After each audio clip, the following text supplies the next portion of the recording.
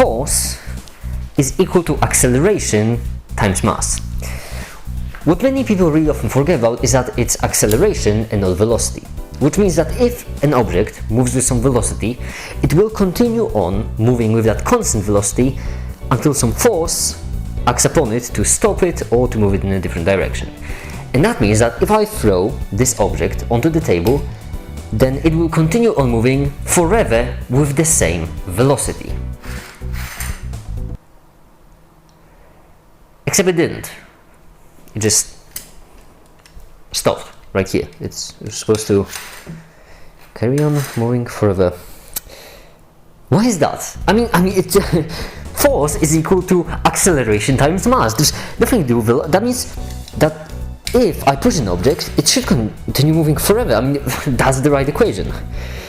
Well, that means that there is some sort of force acting upon this object in the opposite direction. Which means that if we move it forward, there is a force pushing it back.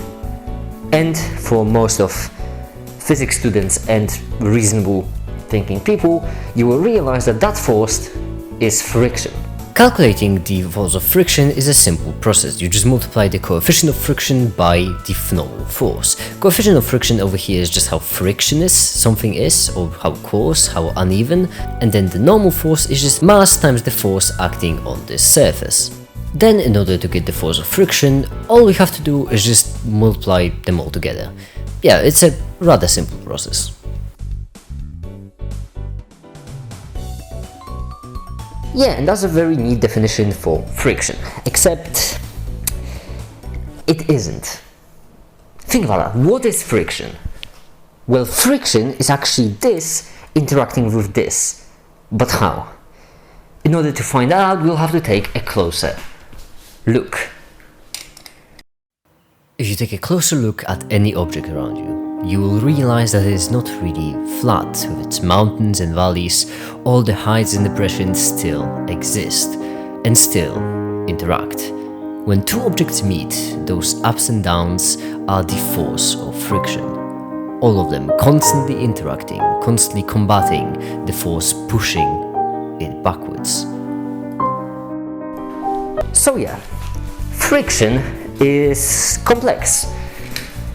Really complex. We cannot even simulate friction for an object as simple as this right here. It's just undoable. We don't have the computational power.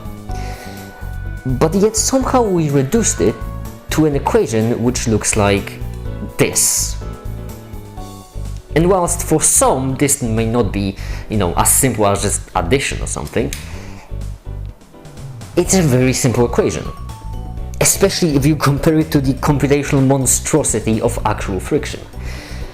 How is that possible? Well, that is abstraction right there.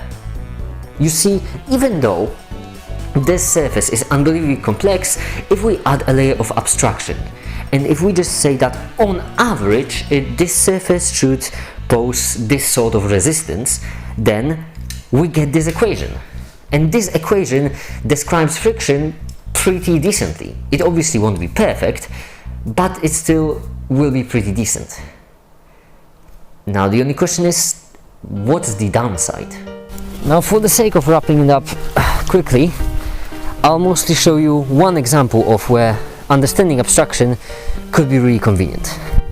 And that will be, well, science in general. So the more something is abstract, the easier it is, the simpler it is, the less things you have to worry about in general. The more abstract something is, the scarier, the more tough to understand, the more things to remember, the more things to compute, calculate, simulate.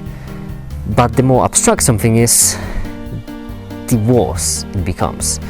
You see, if you'd like to understand some process inside human body, you could go with the very abstract approach. For example, in our brain, you could go with psychology and understand it psychologically.